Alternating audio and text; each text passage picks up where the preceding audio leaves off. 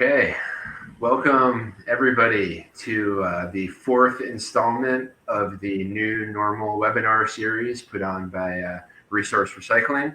My name is Dan Leaf. I am the managing editor at Resource Recycling Magazine, and really happy to have you with us today for a session called Keeping Materials in Motion.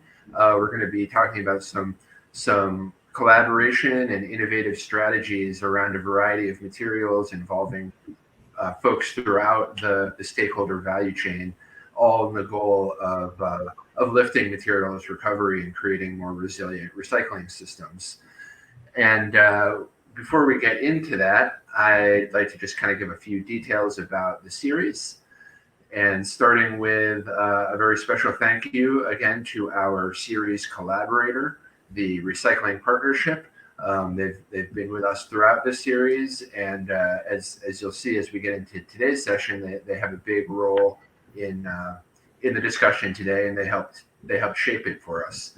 And certainly lots of tools and outreach materials and lots more that this group has put into the recycling industry and is available at their website, often free of charge. So check it out at recyclingpartnership.org.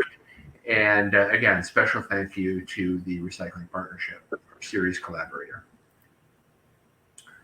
Also want to make sure to recognize our platinum sponsors. They have been sponsors for each of the four webinars up to now, and will also be with us for the final two later on in the summer. Harris Equipment, Retract Connect, and the American Chemistry Council, three entities that have really done a lot for recycling, very active stakeholders in this industry, and we're so pleased to have them as supporters. So Harris, Retract, and ACC, thank you very much. Just a few details on how you can participate in the discussion today. On the right side of your screen, I'm sure you've seen an area for chat as well as Q&A. If you have questions, go ahead and use that Q&A portion of the screen to ask whatever questions or make whatever comments you have. Those will come on into our system, and then we'll be moving those over and getting them to the speakers. So definitely lots of room for interaction, and encourage you to do that. Also, today's webinar does count toward the SWANA continuing education program. In the handout section, which is another portion over on the right side of the screen, you can get the form that you need to get those CEU credits. And that's downloadable as a PDF, I believe, over in the handout section. So we're happy to be working with SWANA and to help the industry move its continuing education forward. And a couple other webinars to come. Next week, we will not be having any programming, but then the week after that, August 19th, we'll be talking to municipal leaders in a session we're calling the Path Forward. And then the following Wednesday, the newest installment of Measurement Matters, talking about how we measure recycling and diversion in effective ways now in the era of COVID-19. So those are available to register for free. Head over to rrconference.com, and you'll be able to get signed up for those. And then the last thing, just want to make sure the 2021 Resource Recycling Conference remains on your calendar.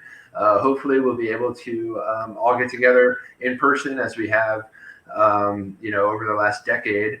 That being said, who knows where things will be when it comes to social distancing and the pandemic, but we will be here facilitating important conversations and connections, and we're excited to continue to do that.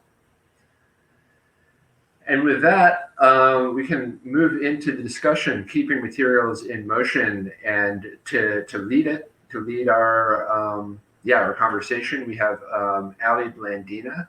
She is the director of circular ventures at the Recycling Partnership, and has held a number of roles within our industry, and extremely knowledgeable, and she's going to take it from here. So again, thanks for being with us, and take it away, Ali.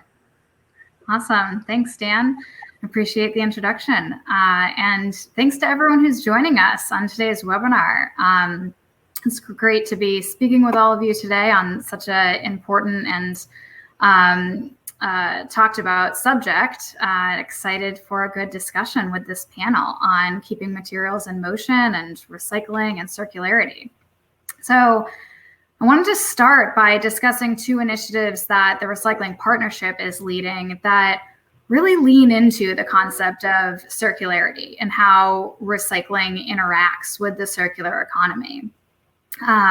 So as many of you know, the Recycling Partnership leads a variety of different initiatives, from infrastructure grants to contamination projects. We work on single family and multifamily. But one of the new initiatives that I wanted to dig into today is the pathway to circularity. And one of the things that we've come to realize over the past couple of years is that the speed of packaging innovation has outpaced the capabilities of our current recycling infrastructure.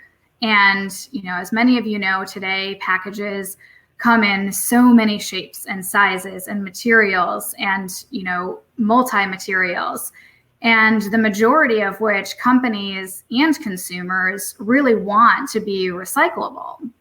And while, a lot of people are working really hard to design these packages in the right way and meet the technical recyclable design guides, there's not a clear path for companies, to understand how to address some of the key challenges and barriers that they face in getting a package or material actually recycled or commonly accepted for recycling.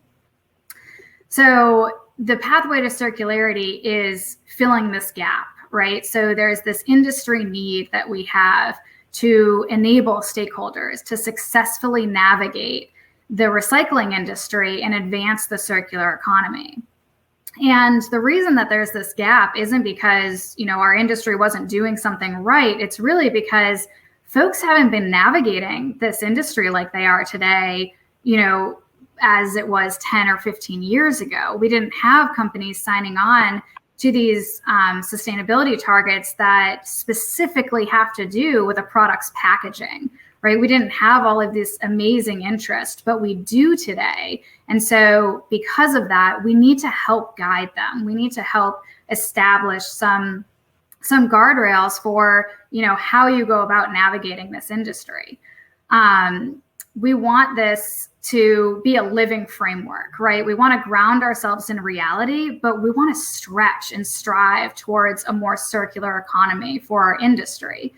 So this framework that we're setting up will improve with innovation and ebb and flow as the industry changes, really ultimately helping to navigate the recycling industry for current and future materials and packages to specifically identify, what are the challenges, what are the gaps that need to be identified and addressed to reach true circularity.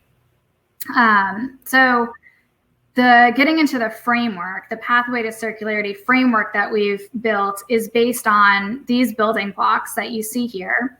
And you can see that they represent every aspect of the industry to show, how interconnected things are and interdependent these different things are across the recycling industry. These aspects, are not standalone, but are all linked together.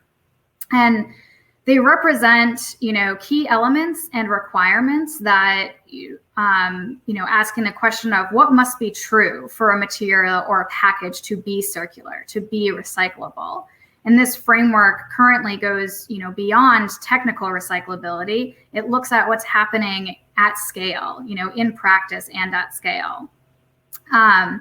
And really trying to help, again, close those gaps. When we look across these building blocks and you see that there's a weakness or there's, a requirement that's not met, that tells us there's an opportunity there to come together as an industry and either, work on it together and identify the challenges and solutions that we can take forward as an industry to get closer to a circular economy.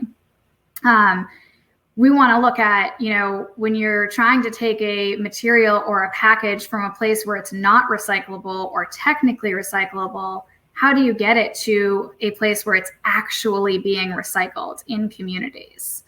An example of how we have this done and in practice right now is with the Polypropylene Recycling Coalition. So this is an initiative that we just kicked off in July, which is very exciting. And we're able to use the framework of the Pathway to Circularity to identify what are the key challenges and barriers of polypropylene.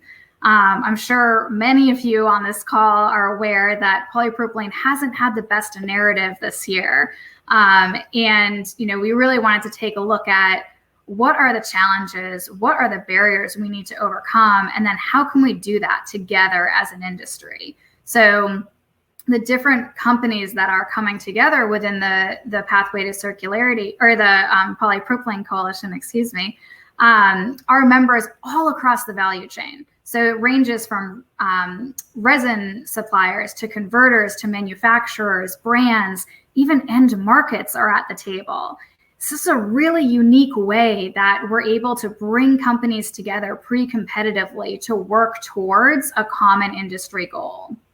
And before we dig into the Polypropylene Recycling Coalition a bit more, I just want to note that the pathway is actually for all materials. So while the example that I'll go through today and what I'll reference throughout our discussion today is polypropylene, we want this pathway to work for all materials and all packages. So it can even be used to, potentially launch a coalition, a collaborative for materials that are widely accepted, but maybe you want to improve the capture. You want to get more of that material in the stream.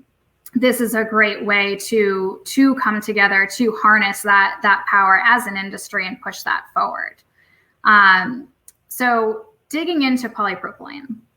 As I'm sure a lot of you are aware, polypropylene has historically been included in 3 through 7s. And there are a lot of communities and recyclers over the past year or so that have dropped 3 through 7s from their recycling programs. And we know that there is a reality that there are some MRFs landfilling 3 through 7s.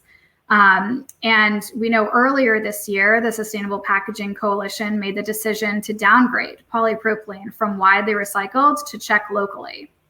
And there's been a lot of activists that are challenging the use of polypropylene as a recycled material.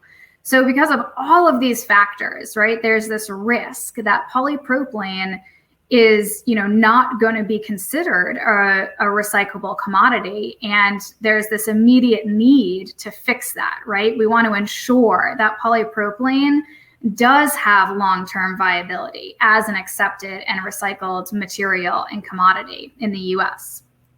So we believe that fix is the Polypropylene Recycling Coalition. This is that group of companies that are coming together pre-competitively to support MRF investments, polypropylene sortation, recycling, reuse of it, and really fixed on coming to the table, again, pre-competitively to work towards this common goal and really help increase polypropylene in the terms of a circular economy. So how are we doing that? Well, there's obviously a lot of work that we can do, and there's a lot of different milestones that we wanted to point out. So first and foremost, we would like to regain the widely recycled status. We're going to be focused on increasing access for polypropylene across the US. But we also want to be focused on data gathering. I like to refer to polypropylene as the toddler of the recycling stream right now, because again, historically, it's been included in the commodity of, the mindset of 3 through 7s. And, PET and HDPE 1s and 2s have been in the stream for a very long time. They've had many years to, cultivate this robust data set. There's a lot of knowns with those materials, and there's a lot of unknowns with polypropylene. And with that comes questions, right? Comes a lack of confidence. And we want to restore that confidence. We want to build a robust data set around the commodity. And that's what we'll be aiming to do throughout our work here. The second phase is really achieve the same access as PET and HDPE. So we want polypropylene to enjoy that same recyclability, that same, be in that same suite of commonly accepted materials. And ultimately reaching a 30% recycling rate to align with the Ellen MacArthur definition of recyclable that we know so many companies are signed on to. And again, I like that because it shows we're not just focused on that access piece. You have to be focused on the back end, right? And looking at what you're pulling through the system. Are you creating demand? Is the volume and the value there? So again, this framework, going back to the framework and showing that interconnectivity, you cannot have one without the other. You need to look at that whole picture so that we really are looking at the circular economy of this material. So that's my spiel on polypropylene and the pathway to circularity. And with that, I'll hand it over to Ben to share more about Rumpke. Allie, thank you so much. I just wanted to recognize the important work that Recycling Partnership has done. What a leadership role, and Rumpke's had the opportunity to work with the Recycling Partnership on a number of projects. And also wanted to recognize Resource Recycling for their leadership role for many, many years. Thank you so much for inviting Rumpke to participate in this forum. The Rumpke story it's an American success story. It's a story about a family, William and Catherine Rumpke, in Cincinnati, Ohio, trying to live through the Depression, trying to survive. And William was in the coal delivery business, and nobody had any money. And so they started to barter goods for services. And William took one juncture. William took in some hogs to trade for services, and lo and behold, got into the hog business. And he hired his family members, his nephews and his nieces to get involved, and they started picking up trash. They started picking up food scraps to feed the hogs. They got into the metals recycling business. I think, Dan, it would be a story that I think it could be a Netflix documentary. It's a neat story. It's a story. It's an entrepreneurial spirit that the Rumpke family still has today.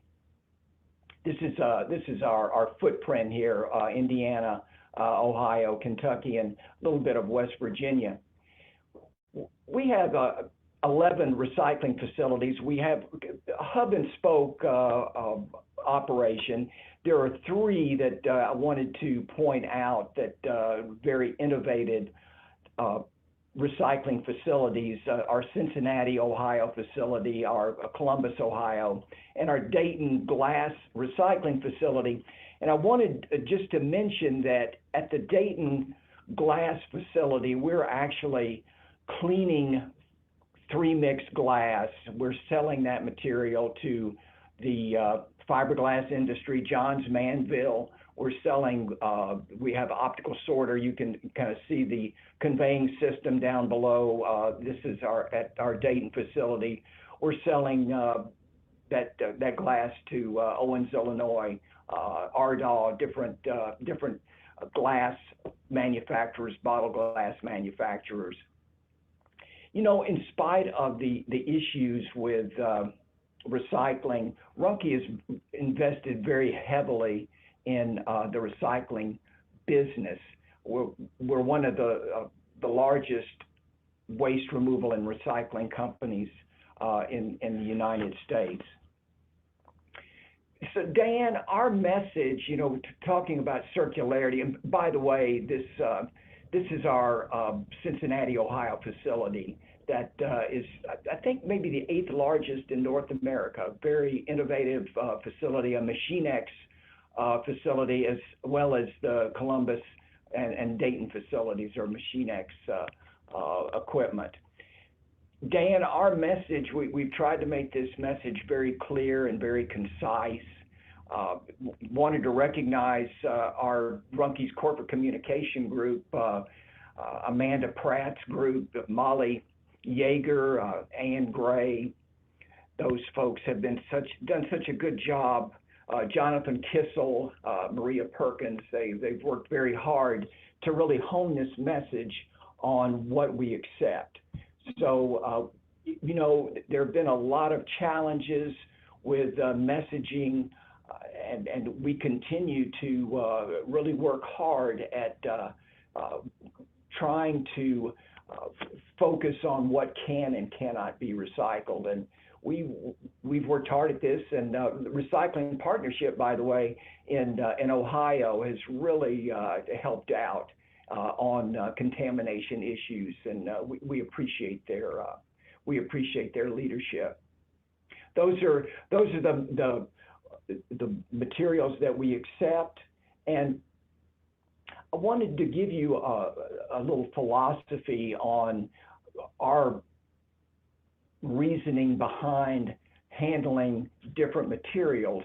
We want to make sure that there's a proven and stable market, and we want to make sure that our people that are processing materials, no safety risks involved in handling those types of materials.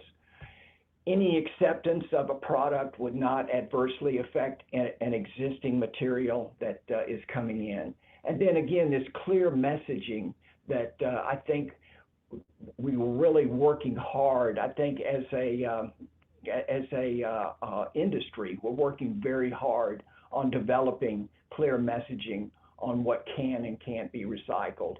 It's really funny. We talk to folks that are recycling. We get calls, and they want to recycle the right materials.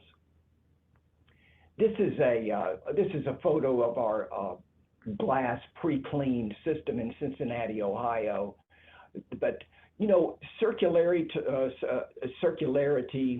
to Rumpke is pretty concise.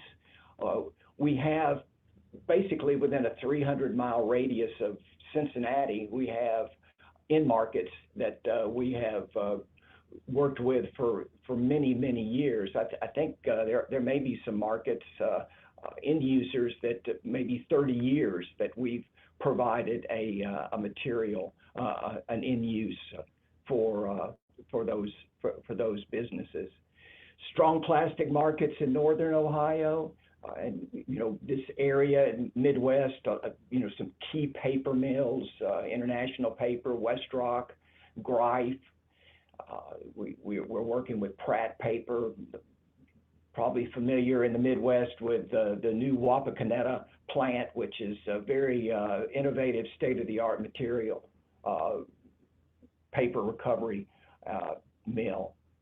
Glass end users, very fortunate. Rumpke's philosophy, we wanted to become vertically integrated with glass because it's such a key component to divert from the landfill. Indiana and Ohio have just a great amount of glass end users, and Rumpke's providing a product. So what goes into a curbside or drop-off program in a Rumpke program will end up as a bottle that you'll see on a grocery store shelf. I think that's a good story, and it's important. And as things have kind of coalesced into really looking in introspectively in the United States for end markets, I think that the Midwest is positioned very well for end use of recycled materials, and then stable metal markets. It's a neat story, and I'm just glad to participate in this.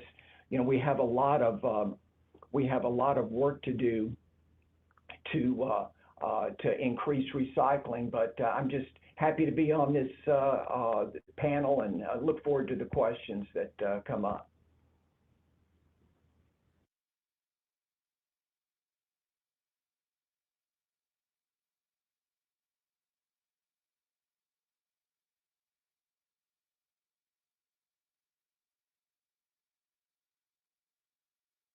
All right. I think I'm next. This is Charlotte Pitt. I am the Interim Director at Denver Solid Waste Management in City and County of Denver.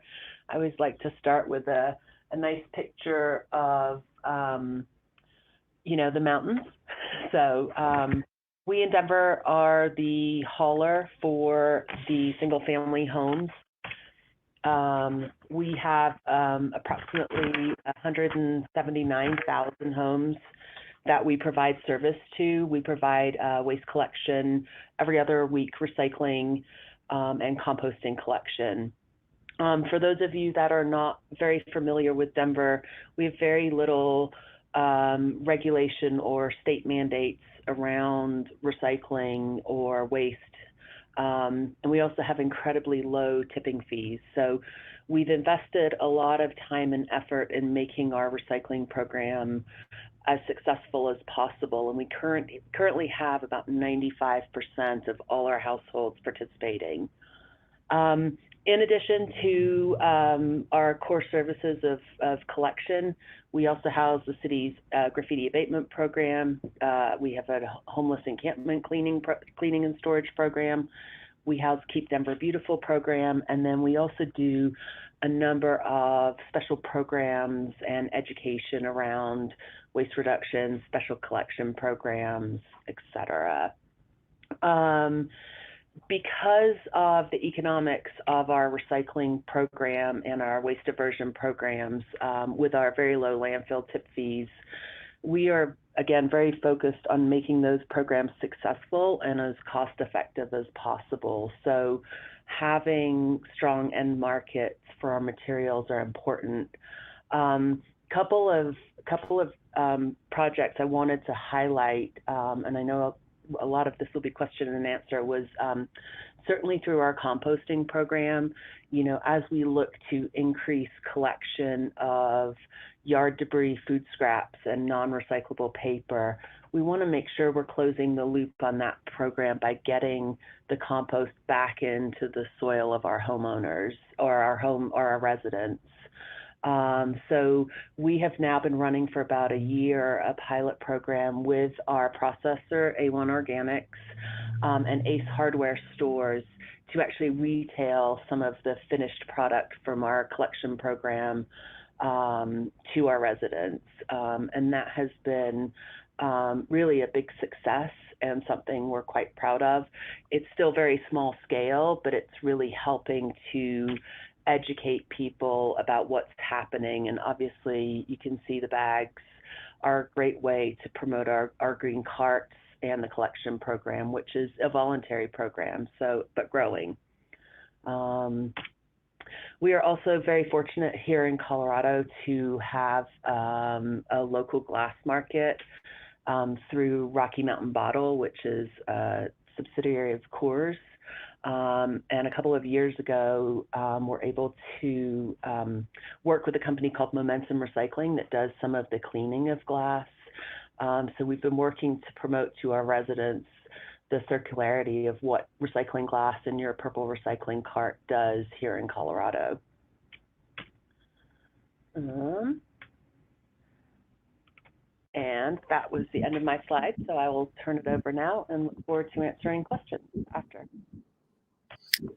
All right. Hi, everybody. I'm Scott Breen. I'm the Vice President of Sustainability at the Can Manufacturers Institute. I first want to give kudos to my fellow speakers here. I mean, Charlotte, I first learned about the Denver Compost Program on a recent PBS NewsHour clip that I encourage everybody to Google, and I learned some more from your presentation just now. And then Ben, when I was in my last job, we in part chose Cincinnati for the U.S. Chamber of Commerce Foundation's Beyond 34 program because Rumpke was there and we knew we'd have a good partner.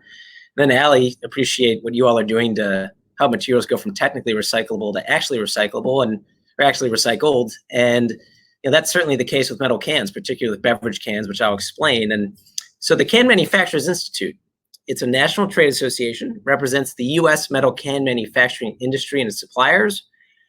We were formed way back in 1939. Think about aluminum beverage cans, steel food cans, aerosol cans, pet food cans, you name the kind of metal can, we represent the people that make those cans. And so to give you a sense of how big our industry is, every year we produce 125 billion metal cans.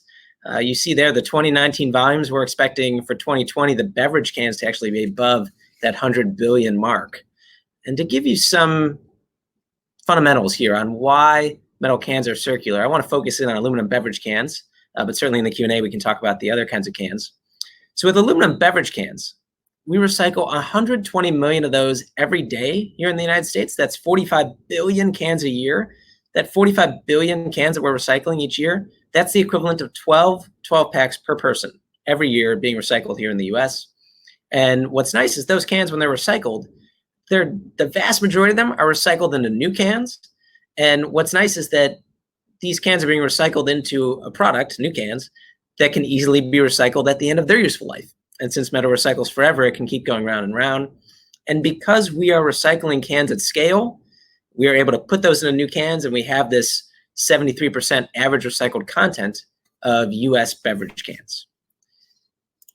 Now, this existing circular system that we have that is doing the 45 billion cans a year, it typically takes about 60 days for that can to go from the recycling bin back to store shelf as a new can.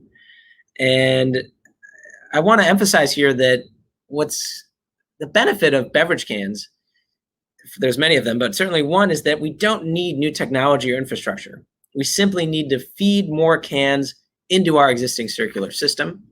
And when we do that, we get significant environmental and economic impacts. On the environmental front, when we recycle cans and we make new cans from them, we actually get more than 90% less greenhouse gas emissions, more than 90% less energy use when we make a can from recycled material. And because of that high recycled content I show you, we're getting that sort of impact. And then on the economic impact side, we recently released a study that found that used beverage cans are driving the US recycling system because they make up such a significant portion of the revenue. This report found that without used beverage cans, most material recovery facilities that sort the single stream recyclables would not be able to operate. So to give you a sense of how critical the revenue is from the cans, as it says on the screen, in non-deposit states, the average MRF, a third of their revenue comes from just used beverage cans. And we can actually get more revenue from beverage cans if we capture the missorted cans. So this same study that I'm talking about, it found that up to a quarter of cans are missorted at the material recovery facility. Now, the equipment that is used to separate out the cans is called an eddy current separator. It's very effective, but the problem actually happens before the cans reach the separator. Some cans are crushed so thin that they end up with the paper or the glass or in the residue stream. And if MRFs added second eddy currents or robots, they could capture these cans. And the report found that if you've got a 50,000 ton per year MRF, it's been on the larger side, but if you had that size of MRF and you captured all the cans that are missorted, you could have annual gross revenues increase by nearly $300,000, which would be like an 8.3% increase for that MRF in terms of revenue, which helps the whole recycling system. If people want to see this report or a webinar that we did on that, just go to cancentral.com/cansdriverecycling. Another data point here on the economic impact is the Recycling Partnership. They did their 2020 State of Curbside report, and one of their findings was that when they looked at the recyclables generated at single-family homes, aluminum beverage cans were only 3% by weight, but represented nearly half of the revenue of those recyclables at the single-family homes. Also, the secondary aluminum processing supports about 10,000 jobs. I could go on, but what I want to flag for everybody is that cans are unique because they have this significant environmental and economic impact when they're recycled. We have the infrastructure and the technology in place today to recycle cans at scale, and we can get these impacts over and over again because metal recycles forever. We just need the cans back. Recyclers want it. Can makers want it to make new cans. We just need them back. And with that, I will look forward to your questions. Awesome. Thanks, everyone. Thank you, Scott. That was amazing. Ben and Charlotte as well. So now that we have a little bit of background on the panelists and the experts that are chatting with us today, I want to shift gears into more of a discussion. and, really dig into some of the questions that I think are going through a lot of people's minds. So circularity is obviously a big topic within the industry right now, as we've mentioned in all of our presentations today. And again, we have a lot of companies setting aggressive sustainability targets specifically focused on packaging of their products, as well as companies signing on to, Ellen MacArthur Foundation's global commitment. And the common theme throughout these goals is ultimately ensuring the recyclability of a wide range of packaging materials and packaging formats. So if we take a step back and we look at, what does it mean to add a material or a package into a recycling program? I want to start out maybe with Charlotte and ask, how have you added a material or a product into your program in Denver? Thanks, Tricia. Yeah, we've added a couple of materials. We are very fortunate to have a contract and partner with what used to be Alpine Recycling, now GFL. And we've worked closely with them just in the last 2 years to include paper cups into the mix of our program. When we looked at a waste analysis 2 years ago, we found that paper cups were the most misunderstood contaminant that we had going into our system. People actually thought they were recyclable.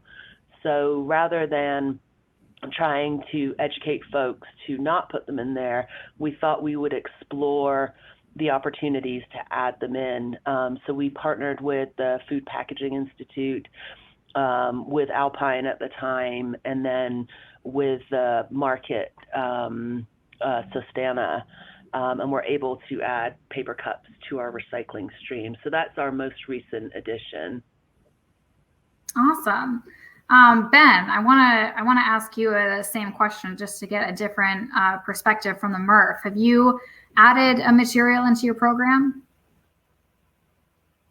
And Ali, I think what comes to mind would be cartons, working with a carton council to identify in markets, a stability for marketing that material. I think kind of an interesting thing with Rumpke,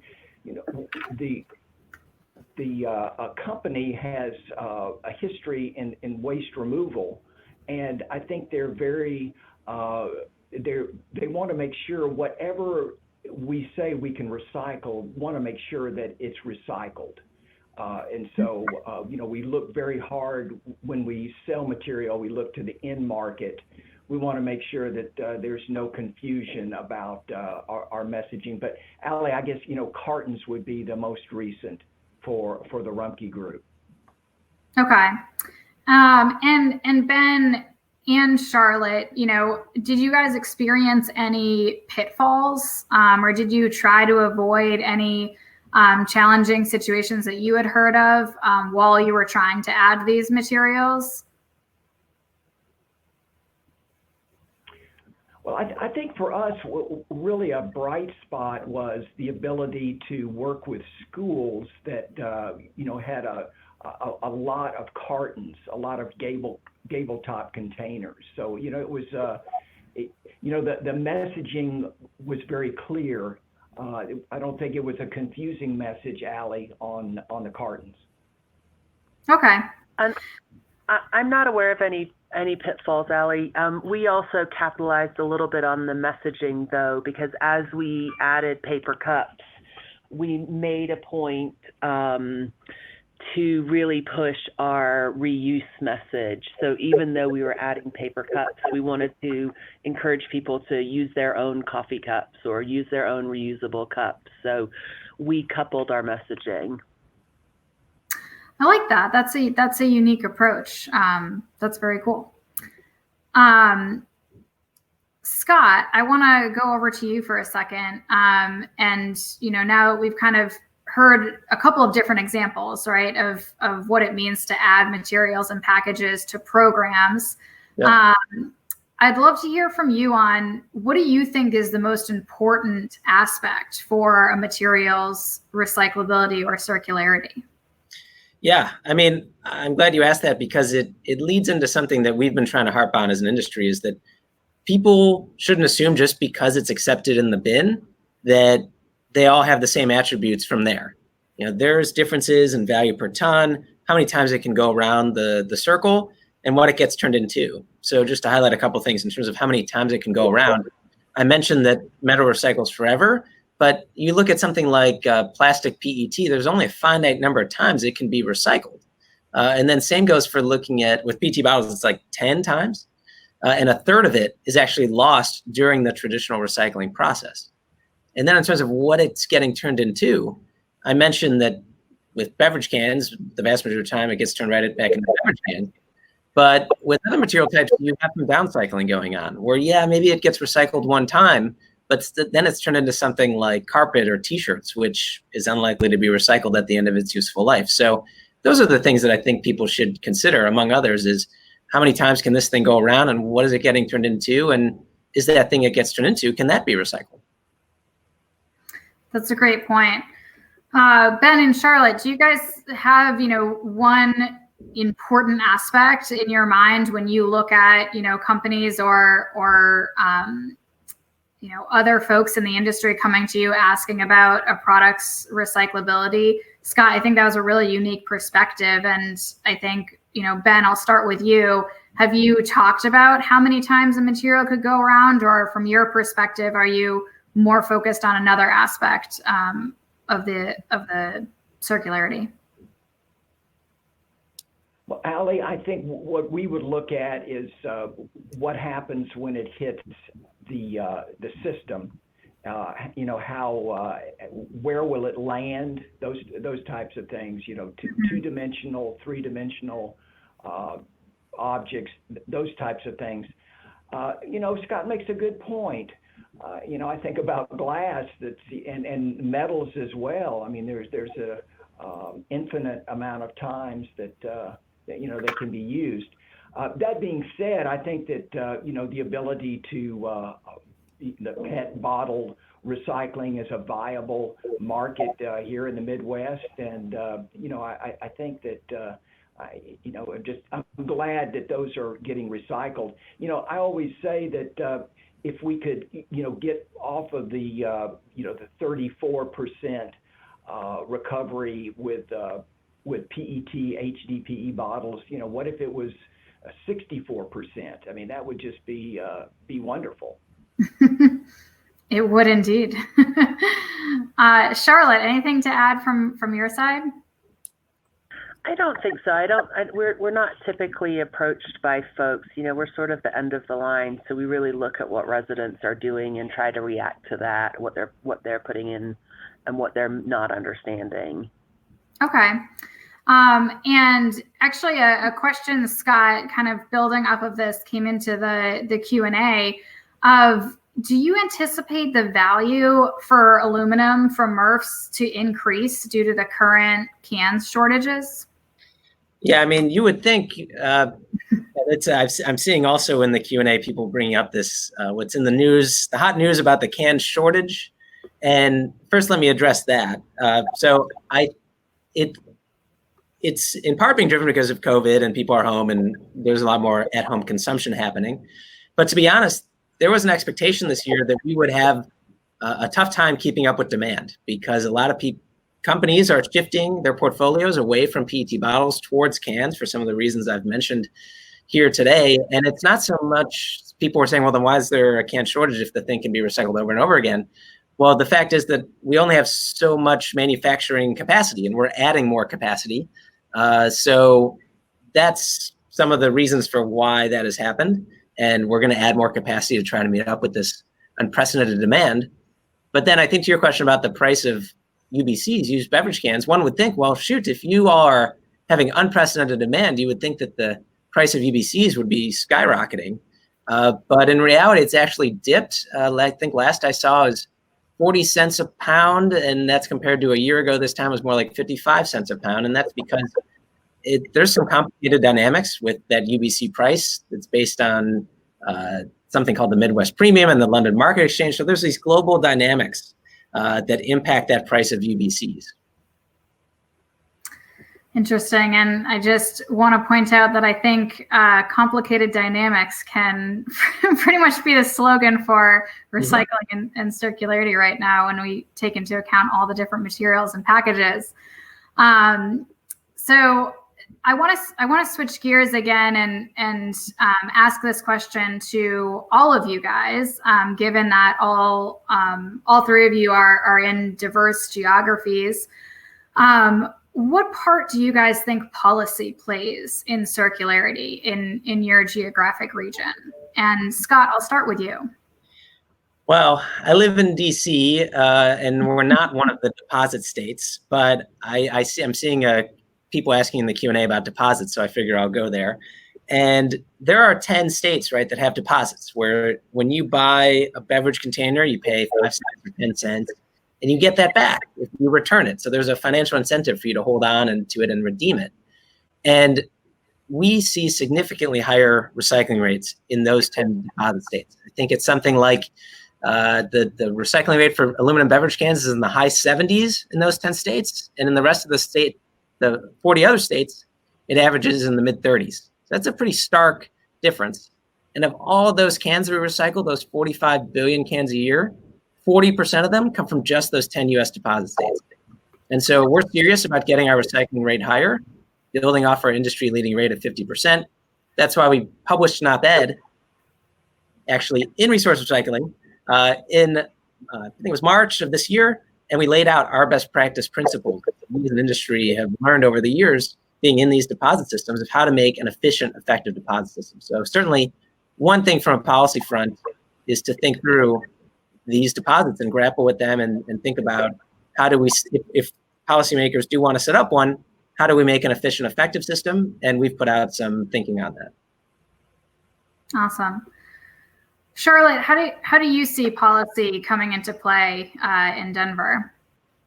Yeah, I think it has to, not just policy around circularity, but policy around waste in general for us, because we have such little policy. I have a small team of folks. I've obviously got some interest in the city's sustainability office. We've got some partners in the region and the state, but we can't possibly close the loop. And I think with some policy here in Colorado, it would go over really well. There's a huge push to buy local products and, Colorado proud. So I think it would go over well with our residents and actually help educate people about the need to purchase, products made from recycled materials. But I don't think it's going to happen, just by itself. It'll need a little nudge along with some policy. Got it. And Ben, what about for you? What part does policy play for circularity in Ohio? Well, I know we're dealing with regions in North America. I think what we see in the Midwest is it is grassroots, that it's working.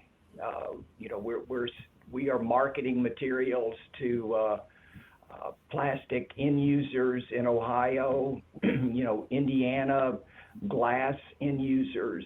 I think it's working. I think that's a good story, and I don't know if just because of the region, but I think it's been it's worked out very well for us.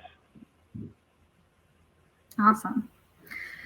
All right, and Ben, staying on you for a second, we had a comment come into the chat specific to Rumpke about always holding a very strong no recycling of polypropylene in its curbside programs. So with markets and buyers like P&G right there, do you ever expect to change your mind regarding the acceptance of polypropylene within your curbside program? Well, Allie, we're looking at a program that recycling partnership is leading the way on, and we're certainly looking at polypropylene. I mean, I think you made good points at the beginning of this forum. It's something that Rumpke needs to look at, and we're doing just that. I think our issue has always been focused on the four things that I had mentioned earlier in my discussion. We want to really focus on the message, and it's tough. It's tough with plastics, Allie. We get a lot of Christmas tree lights here, and it's an issue. But I think we can address that, and we're certainly looking at polypropylene. Awesome. That's fantastic, and excited that you guys can share that on this webinar. Charlotte, I want to toss the ball back to you, because a great question came in here specific to Denver. What's the biggest contamination issue you face in recycling from homes in Denver? It's not our largest volume, but by far our biggest our most troublesome contaminant is plastic bags. And our city council actually did last year pass a fee on plastic bags. Unfortunately, because of COVID, we've had to delay the implementation. So it won't actually go into effect until next year, 2021. But that's by far our most problematic. We also get a lot of other things, what the partnership likes to call tanglers, which I think is great. Wires, hangers, metals, random metals are also a big challenge.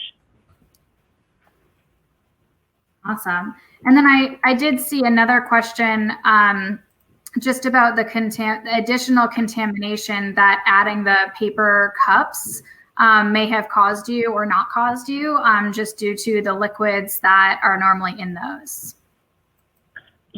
I have not heard any concerns from our processing vendor around issues with cups. So I'm not aware of any. Okay. Great. And I know that we might be able to get in a few more of the questions live, but I wanted to end on a uplifting note from all of you guys. I know there's a lot of challenges and a lot of things that we're working on and reducing contamination. We've talked a lot about the ins and outs of materials circularity, which really ensures that the packaging materials themselves that we're putting in the recycling stream has value and can be remade into new products and, essentially kept in motion. But we haven't touched a lot on how we get more of that material in the stream. So Scott, I'd like to start with you. How do we motivate people to recycle more consistently so that we can get more of that valuable material back to be circular? Yeah, and this is something we've been grappling with, how to motivate people to recycle more consistently, because the Recycling Partnership has certainly shown that access leads to more recycling. If you take someone going from a drop-off site to having automatic curbside service, you get more recyclables. But we're focused too on those people that have access, but they're inconsistent recyclers. We did some work with the Recycling Partnership in Denver a couple years ago, and we found that 20% of aluminum can users were responsible for 80% of the cans going to landfill. So we said, okay, who are these 20% and what's motivating them? And as I was reading about ways to increase recycling, there's actually some recent research from some Penn State University professors. And there's a Fast Company article that people can look at. It says, this simple tweak could drastically increase our recycling rates. If you Google that, you'll see it. And what they found is that if you emphasize the transformational nature of the material in your messaging, it increases recycling rates. So, for instance, they did some field work at a Penn State tailgate. And instead of just telling people what to recycle, if they said, your can will turn into this, your PET bottle will turn into this, the people that were told about the transformational nature, they had higher recycling rates. And so what we're trying to do is to better motivate people to recycle. And one of the tactics we're taking there is that we right now on most all beverage cans, it just says please recycle, right? That tells you nothing about the transformational nature of the beverage can and all the things I mentioned in this webinar. Can't fit all those stats on the can, but what we are trying to do is to transition people to using global messaging, because globally what is on a lot of cans is metal recycles forever, which we already talked about a bit. And so that's the logo that we want to see on aluminum beverage cans because it aligns with global messaging. But we feel it also will tell the consumer something about the beverage can that will motivate them to recycle. And that's in line with what Penn State found in its research. Awesome. Ben, any ideas? I know that, Rumpke has always been so clear and very precise and deliberate with your messaging to consumers and, wanting to get the right materials in the bin. How do you think we motivate people to recycle more and more consistently? How has that worked for you? And are you guys looking to, use any other tactics going forward? Well, Allie, Scott makes a great point. Some of the things that we've been introducing or reinforcing is that this circularity within the Midwest, that your glass container is going to be transformed into another glass container, and your PET bottle is going to be transformed into a PET bottle within the region. I think that's a good point. I think once people, put this together, that this is viable, this is actually happening. I think that's a good message that it's working. What we're recycling in Cincinnati, what a homeowner is recycling in Cincinnati, apartment person, they can buy it off the shelf in a recycled container. Awesome. And Charlotte, any thoughts from you or agreements with Scott and Ben on how we motivate people to recycle more? Has Denver done anything specifically, or are you guys talking about that? Yeah, so we have focused heavily on education. Scott mentioned the project that the partnership worked with us on here in Denver, finding out that even some of our good recyclers weren't recycling all that they can. We've focused so heavily over the years on not contaminating the recycling stream that I think to some extent we lose some of the recyclables. But we really have sort of beaten the bushes with education, and we've had some pretty intense education over the last couple of years, and we have seen our rates go up.